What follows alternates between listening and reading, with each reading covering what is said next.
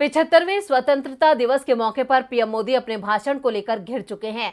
परिवारवाद से लेकर भ्रष्टाचार के मुद्दे पर बीजेपी खुद बैकफुट पर है। बीजेपी के अंदर परिवारवाद और भाई भतीजावाद तेजी से पैर पसार रहा है। शायद भाषण देते वक्त पीएम मोदी ये भूल गए थे, अब कांग्रेस ने पीएम मोदी को ये याद दिला दिया है।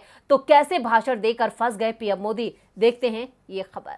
कभी कभी पीएम मोदी बोलते बोलते ऐसी गलती कर जाते हैं जो उनके लिए बड़ी मुसीबत बन जाती है। आज भी पीएम मोदी से राष्ट्र के नाम संबोधन में बड़ी दरियादिली की उम्मीद थी।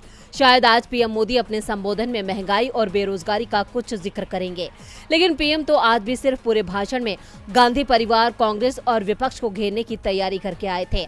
पीएम मोदी ने परिवारवाद और भाई भतीजावाद पर भी बयान दिया था, जिसको लेकर कांग्रेस के वरिष्ठ नेता पवन खेड़ा ने तंज कसते हुए कहा कि मोदी ने अपने ही मंत्रियों और उनके बेटों पर हमला किया है, जो स्वतंत्रता दिवस के मौके पर शोभा नहीं देता।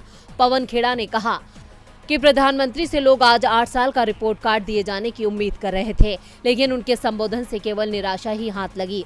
आज का दिन राजनीतिक बातें करने के लिए नहीं है, हालांकि कुछ परंपराएं बदली जा रही हैं और ये करने वाले प्रधानमंत्री खुद हैं। पिछले 8 सालों से पीएम अपने ही शब्दों के शिकार होते चले जा रहे हैं और वे बहुत थके हुए दिखाई दे रहे थे। पवन खेड़ा ने दावा किया कि प्रधानमंत्री की बातें और शब्द थके हुए थे, उनमें कोई भाव नहीं था, कोई दिल में जज्बा और जुनून नहीं था, क्योंकि उन्होंने जो वादे किए थे वो उन्हें खुद सताते होंगे। आगे खेड़ा ने सवाल किया कि कहां गए किसानों की आय दुगनी करने का वादा, कहां गया सबको घर देने का वादा, कहां गया काला धन वापस लाने का वादा, रोजगार और 15 लाख रुपए देने के वादे का क्या हुआ। उन्होंने दावा किया कि ये तमाम वादे प्रधानमंत्री को ना ठीक से बोलने देते हैं और ना ही सोने देते हैं। खेड़ा ने तंज कसते हुए कहा कि प्रधानमंत्री बीजेपी की आंतरिक समस्या की बात कर रहे थे। एक व्यक्ति ने शायद लॉर्ड्स में शतक लगाया होगा, इसलिए वे क्रिकेट पे बड़े पद पर पहुंच गए।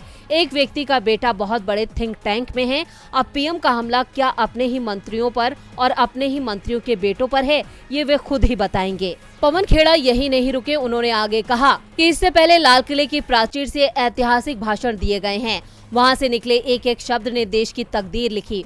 उम्मीद थी कि प्रधानमंत्री परिपक्व भाषण देंगे, लेकिन अफसोस के साथ कहना पड़ रहा है कि उन्होंने आज के दिन भी ऐसी बातें की हैं।